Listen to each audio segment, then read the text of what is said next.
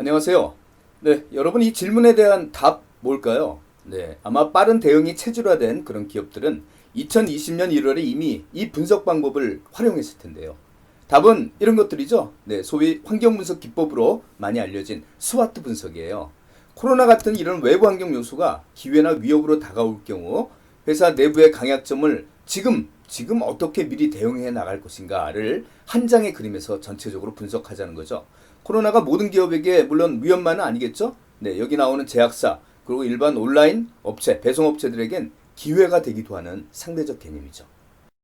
네, 말씀드린 대로 코로나라는 환경이 모두 위협으로 다가온 게 아니죠. 코로나의 편승에서 성장세가 더욱 가속화된 이 온라인 쇼핑, 편의점도 있지 않습니까? 네, 반면 대면 성격이 강하고 온라인 대체 성격이 낮은 테마파크나 공연, 뭐 이런 것들은 스와트 분석으로 미리 준비하지 못하면 큰 타격을 입겠죠. 물론 코로나가 진정되면 회복도 빠르겠지만 말이죠. 이들 업종의 기업은 2020년 3월 시점에서 아마 스와트 분석을 통해 회복에 대한 대응 방안 이미 나와 있을 듯 합니다. 그래서 오늘은 마케팅 프로세스의 출발점, 이 스와트 분석을 준비했어요. 지금 여러분 보시는 그 마케팅 기획안의 이런 구성 요소와 그 프로세스는 기업에서 작성하는 마케팅 기획안의 보고서 목차이기도 하고 대학에서 배우는 마케팅 이론서의 목차이기도 해요. 네, 참고로 마케팅 학교에서 가장 유명한 분, 이분 기억해 주시면 좋겠네요. 연세가 2022년 기준 90을 이미 넘으셨는데요. 마케팅 3.0에서 5.0까지 계속 출간하고 계시네요. 자, 그럼 이런 마케팅 기획안 기업에서 실제 언제 많이 작성할까요?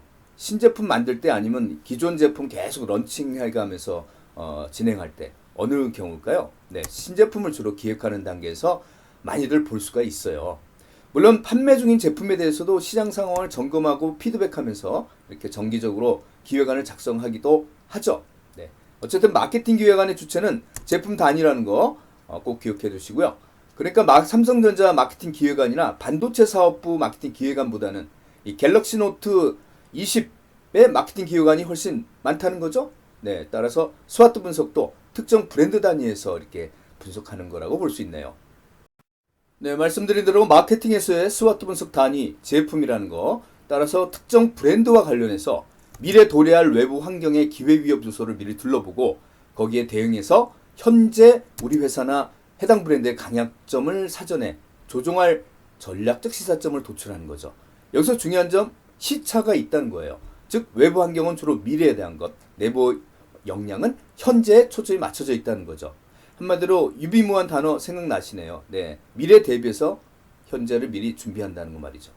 만약 코로나 사태가 발생한 2020년 1월 시점에서 돌아볼까요? 스와트 분석을 그때 한다면 현재 그 코로나 상태를 진단하는 게 아니고 그 시점에서 네, 코로나가 향후 종식될지 새로운 일상으로 변모할지 어떻게 얼마나 지속될지를 분석하고 그 시점에서 미리 대응하는 거죠. 네, 이때 내부 역량과 외부 환경 중 어떤 분석을 먼저 해야 될까요? 네, 힌트를 드리자면 여러분 포커, 카드놀이, 뭐 고스톱 뭐 이런 거 하시는 분들 내 카드를 먼저 보나요? 아니면 바닥에 깔려 있는 카드를 또는 경쟁사 카드를 보면서 그 후에 내 카드를 보게 되나요? 예, 그렇죠. 바닥에 있는 카드들을 먼저 보고 내 카드를 봐야지 내 카드의 상대적 강약점이 보인다는 그런 말씀. 네. 손자병법에도 있잖아요. 적을 알고 나를 알면 100번 싸워서 100번 다 이긴다? 네, 이긴다는 말은 없죠. 위태롭지는 않다. 이런 말 떠오르네요. 결국 스와트 분석의 최종 결과물은 지금 보시는 이 4사분면의 매트릭스와 그로부터 뽑아낸 전략적 시사점이죠. 크게 외부 환경 분석과 내부 역량 분석으로 구성된 이 스와트 분석의 첫 번째 외부 환경 분석부터 살펴볼까요? 네, 외부 환경은 크게 거시 환경과 미시 환경으로 구분됩니다. 아무래도 미리 예측하는 거니까 사전에 여러 가지 자료와 또는 전문가 인터뷰를 통해서 그 예측과 주관적 통찰력이 필요할 겁니다.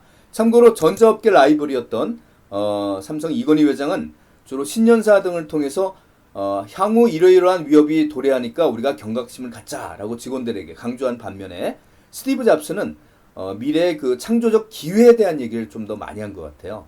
자, 눈을 크게 떠야 보인다는 거시 환경은 기업의 담벼락과는 멀리 떨어져 있어서 제품이나 기업 성과에 좀 간접적인 영향을 미친다라고 볼 수 있죠. 반면 미시 환경은 어때요? 눈을 작게 떠도 보일 만큼 매일매일 기업 사업 활동에 부딪히면서 직접적인 영향을 주고받는 이런 환경 요소라고 볼 수가 있습니다. 거시 환경 요소를 크게 네 가지의 키워드로 만들면 중세 팬데믹인 이 패스트라는 단어로 요약할 수 있네요. 말씀드린 대로 이들 거시 요소들은 해당 상품에 직접적이고 정기적으로 기업의 사업 성과에 영향을 주지는 않지만 실제 미래 어느 시점에서 발생된다면 때론 엄청난 파급력을 주기도 하죠. 코로나19처럼 말이죠. 지금 코로나19는 단순한 사회문화적 요소에 국한되지 않고 모든 거시환경 요소와 모든 기업과 제품의 매출에 영향을 주고 있죠. 대체로 네 가지의 거시환경 중에서도 이 마케팅과 가장 관련 높은 사회문화적 환경 볼까요? 대체로 한 사회의 사회 문화 현상과 인구 통계적인 특성의 변화 등을 의미하는데요. 이런 환경 요소들 중에 해당 브랜드에 영향을 줄 만한 요소들만 기회나 위협으로 구분해서 도출해내는 거죠. 앞으로 배달 로봇이 성큼 다가온다는 것은 이 패스트 요소 중 어느 요소에 해당될까요? 얼핏 기술 환경일 수도 있고 또는 사회 문화적 환경일 수도 있죠. 제 생각에는 아마 IT 기업에게는 기술 환경이 될 것 같고 서비스 업체 입장에선 사회 문화적 환경 요소로 분류될 것 같기도 하네요. 워라벨, 미투 등은 패스트 요소 중 어디에 해당될까요? 모두 이견이 없으시네요. 사회 문화적 환경이죠. 중국에 대한 정책 변화는 어떻게 되죠? 네 가지 중 맞습니다. 정치 법률적 환경에 해당되겠죠. 미래에 도래할 인공지능이라는 이 기술 환경 요소가 우리 사회에 미치는 영향을 지금 보고 계시는데요. 인공지능의 보유, 활용, 소외에 따라 한국 사회는 앞으로 네 계급으로 나뉠 것이라 이런 예측 환경 분석이네요. 흥미 따기보다는 인도의 그 신분제도인 카스트를 연상케 해서 조금 섬뜩한 느낌, 저만 그런 건가요? 제가 삼성전자, 삼성화재, 삼성경제연구소를 다닐 때 많이 활용했던 이 스와트 분석 양식이에요. 통상 그림과 그래프, 이미지 형태로 이 바디, 몸체를 심플하게 형성하고 이 상단에는 키 메시지를 두세 줄로 정리하는 거예요. 몸체는 되도록 쉽고 간명하게 그리고 이미지 형태로 작성하세요. 깨알 같은 작은 글씨들로 문장 형태로 있으면 가독성이 떨어져서 사람들은 그냥 키 메시지만 보고 넘어가게 되죠. 이 키 메시지는 몸체 내용을 요약하거나 아니면 몸체 내용으로부터 여러분이 꼭 하고 싶은 그런 결론을 이끌어내는 내용으로 작성하는 거죠. 그래프나 도표 등에 이 출처가 있다면 꼭 적어주셔야 돼요. 그리고 되도록 유력한 출처에서 나온 그림, 도표 숫자는 결국 이 슬라이드 한 장의 신뢰성을 높이겠죠. 그럼 실제 양식을 만든다면 이 키 메시지와 바디, 몸체 중에 어느 것을 먼저 작성할까요? 정해진 답은 없어요, 물론. 저는 개취에 달려있다고 봐요.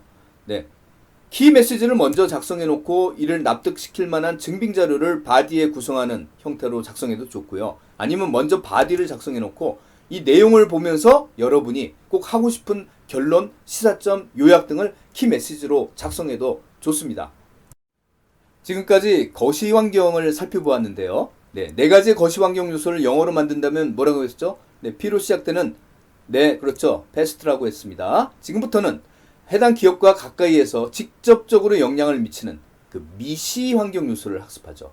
미시 환경은 역시 크게 네 가지로 소비자, 경쟁사, 공급업체, 유통업체로 나눌 수 있어요. 물론 부품을 만들어서 다시 기업에 물건을 파는 이 B2B 기업이라면 소비자 대신에 고객사가 되겠죠. 소비자는 다음 주 소비자 분석 시간에 별도로 학습하니까 여기선 생략할게요. 이제 경쟁사라는 미시 환경 요소부터 학습하기 시작하죠. 우선 우리와 동종업계에서 직접 맞 부딪히면서 경쟁하는 눈에 보이는 1차 경쟁사를 살펴보겠습니다.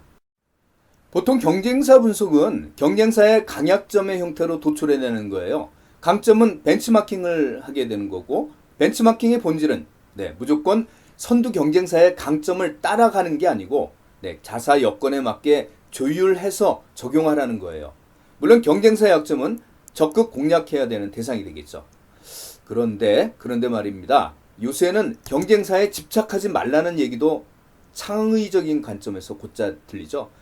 경쟁사에 집착하다 보면 소비자가 눈에 잘 안 보인다는, 상대적으로 등한시할 수 있다는 우려가 있다는 거죠. 그래서 잘하는 경쟁사 제품을 따라가기보다 좀 더 다르게 차별화하라 그런 얘기겠죠.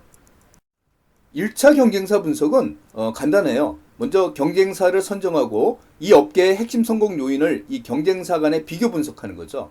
네, 어떤 분 질문하시네요. 핵심 성공 요인 뭐냐고요? 네, 해당 업계에서 성공하는데 가장 관건이 되는 그런 요인들을 말합니다. 뭐 이런 것들이겠죠. 이건 대체로 그 업계에서 오랜 경험과 지식이 쌓여있는 이 임원분들의 어떤 통찰로 선정되는 경우가 많죠. 그렇게 파악한다면 좀 주관적이긴 하네요. 네, 그래서 좀 더 객관적으로 파악하고 싶다면 그 업계의 빅3 업체의 공통적인 강점이나 또는 그 업체들의 개별 강점들을 갖고 파악하면 될 것 같아요.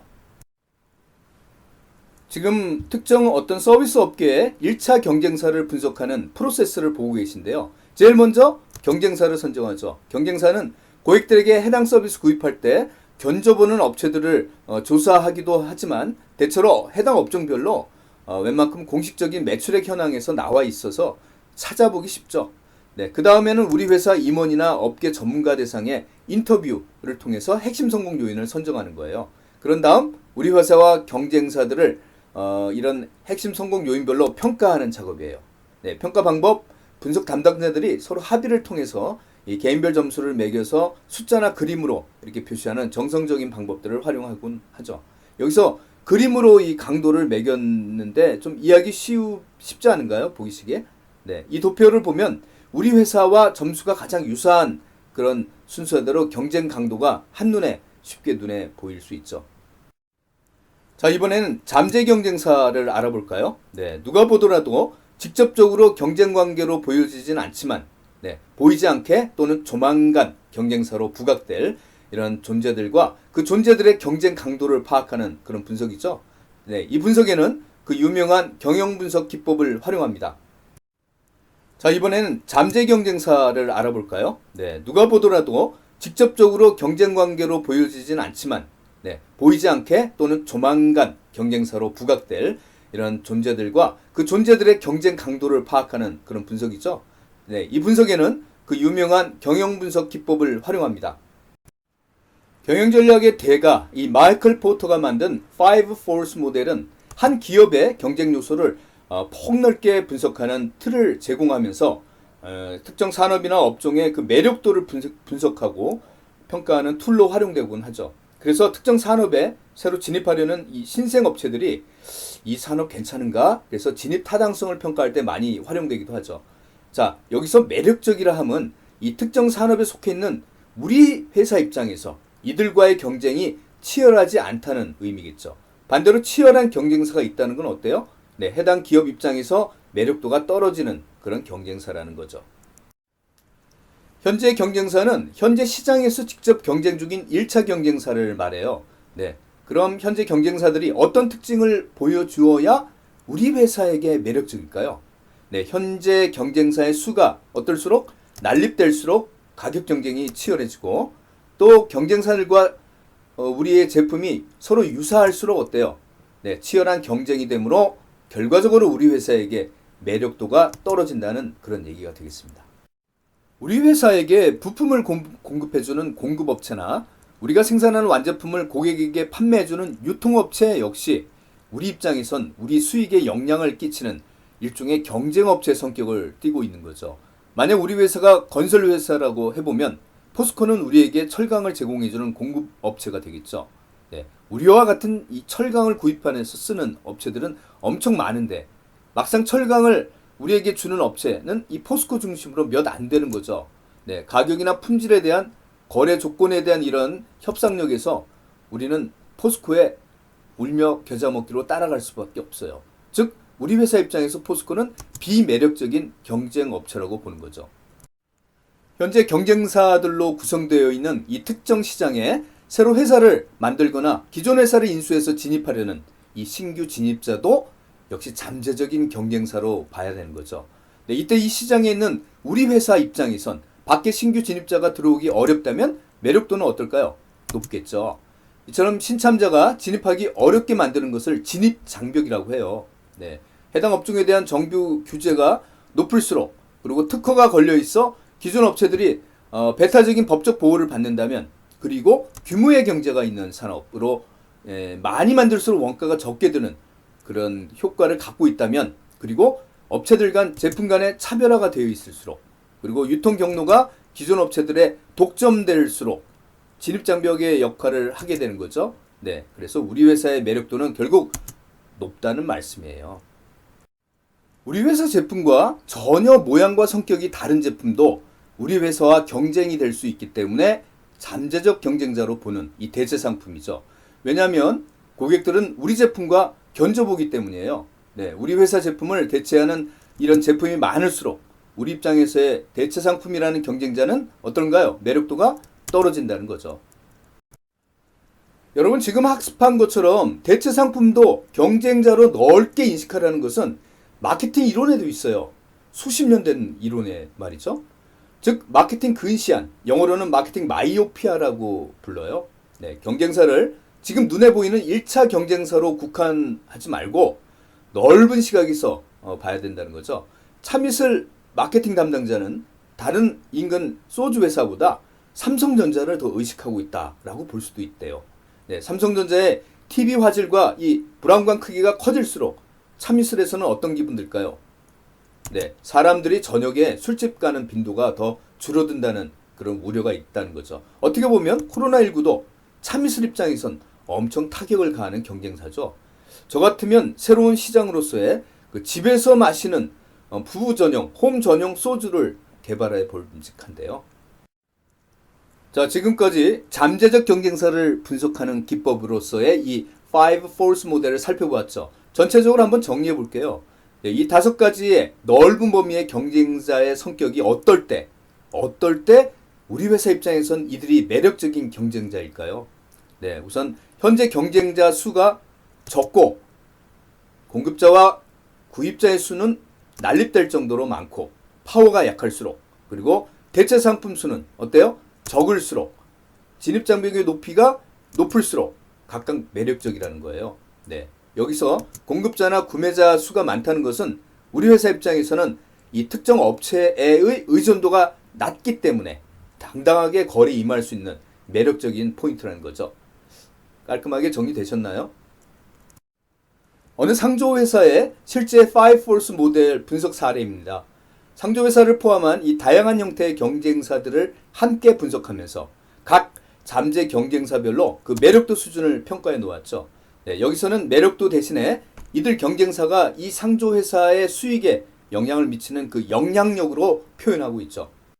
나중에 여러분이 이들 거시환경과 미시환경 작성하실 때 참고할 수 있도록 지금 보시는 것처럼 기회와 위협 요소로 구분해서 정리한 참조 자료 드릴 테니까 나중에 활용하시면 큰 도움 되실 것 같아요.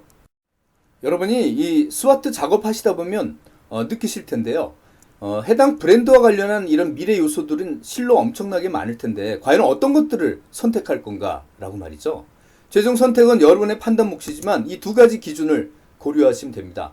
미래에 가서 실제 발생할 가능성이 높고 and 발생한다면 해당 브랜드에 큰 임팩트를 준다 라고 보면 이 매트릭스에 포함하라는 거죠. 네, 그리고 매트릭스에 넣을 때도 이 우선순위들을 고려해서 보다 중요한 것들을 맨 위에 또는 독특한 디자인을 매겨서 보는 사람에게 쉽게, 그래서 매력도를 좀 높이게, 기획안의 매력도를 높이게 만드는 방법들을 활용하라는 거예요.